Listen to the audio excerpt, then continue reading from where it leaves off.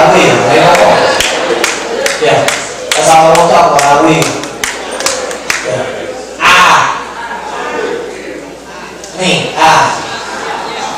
I will. Thank you, ushers.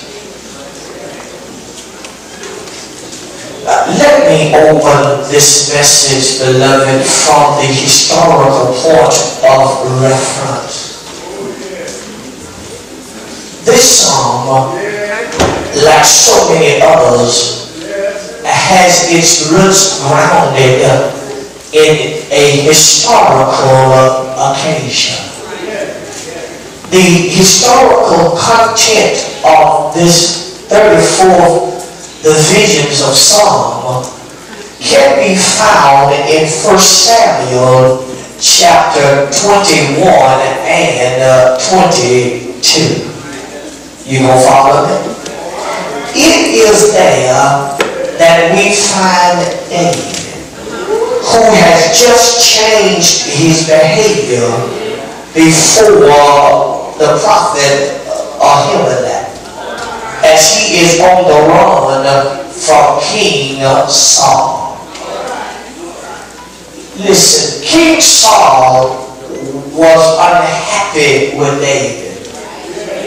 He was unhappy with David and how David was being elevated by God.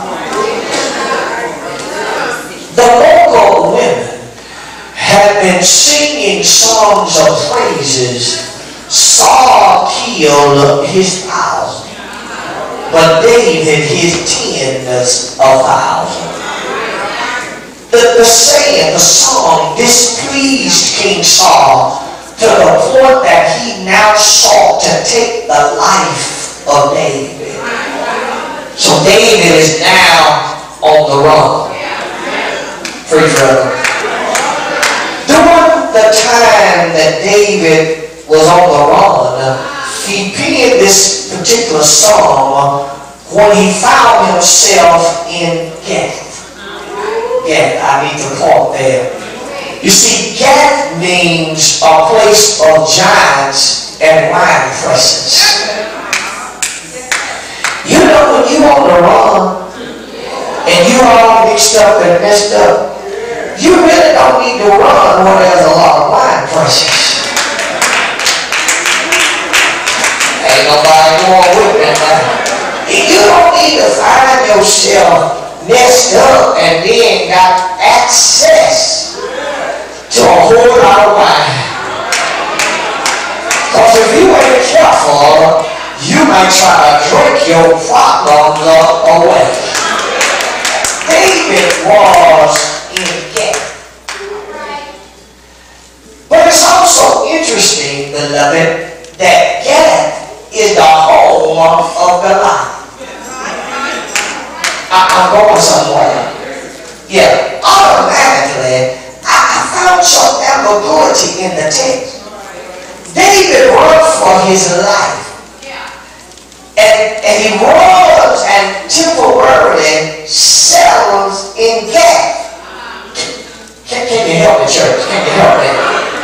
I'm having a difficult time understanding. How do you find safety among your enemies? It's the land of the Philistines. It's the home of his enemies. And David runs to his enemies. You ain't playing with me. You ain't. Why do you go to the enemy's camp when you're on the run? How do you find rest among your enemies?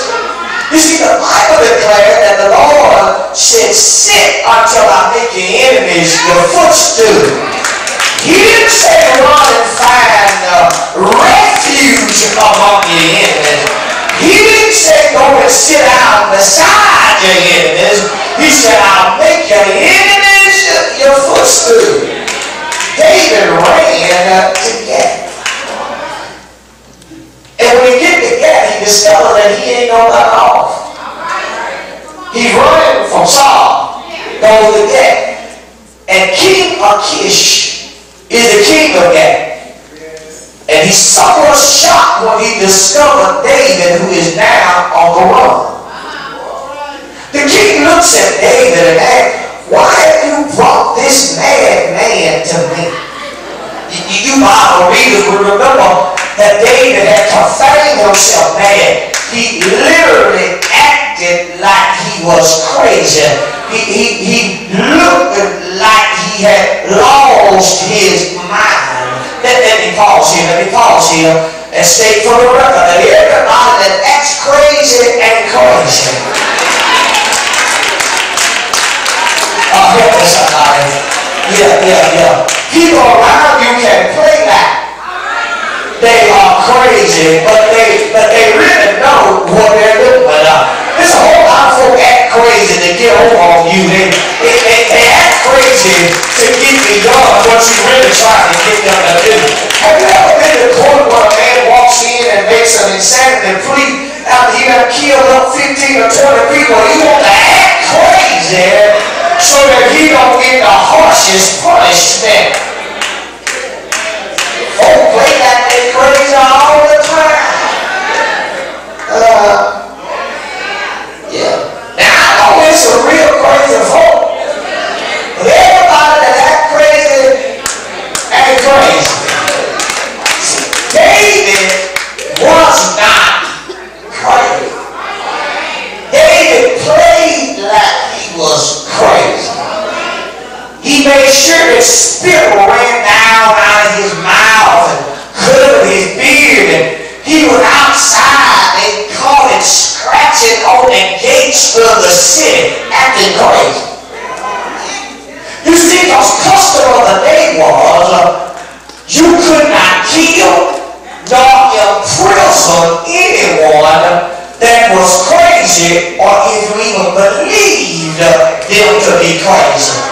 So David initiated the plan to act as though he was crazy so the king of Gath would not take his life.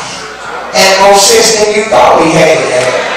Yeah, but I need to go on the record again and say, let me just say parenthetically that fear will make you act foolish. I'm preaching to somebody. And fear will ultimately lead to your failure. When we operate in fear, it literally makes you feel like you have lost your mind.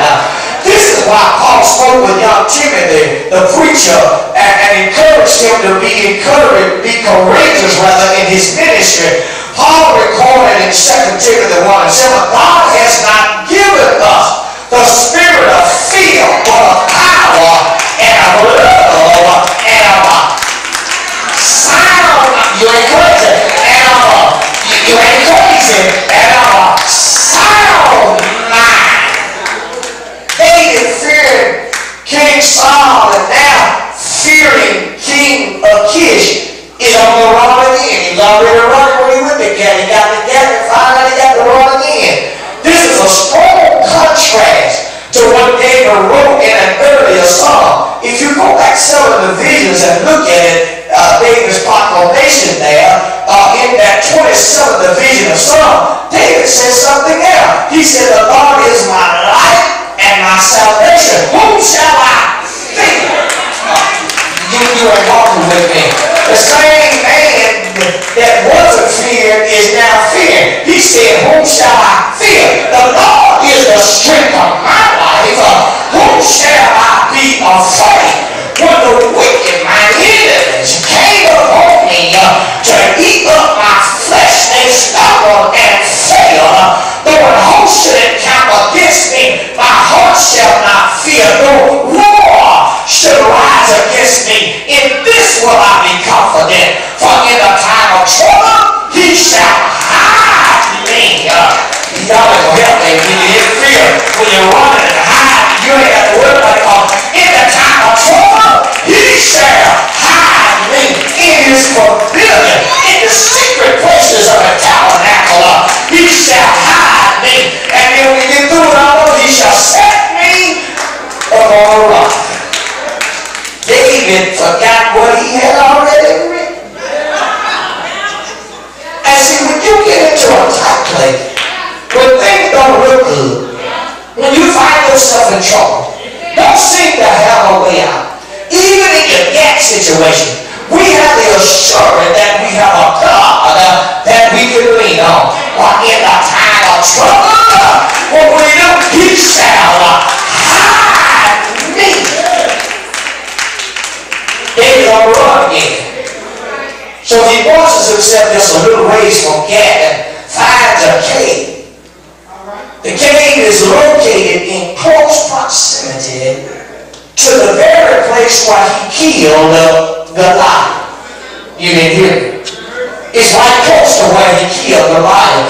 What a wonderful place to reminisce and to reflect and to remember and to recall. David is now hiding in the cave of Adullam. Listen, everybody needs a cave of Adullam, a place to remember.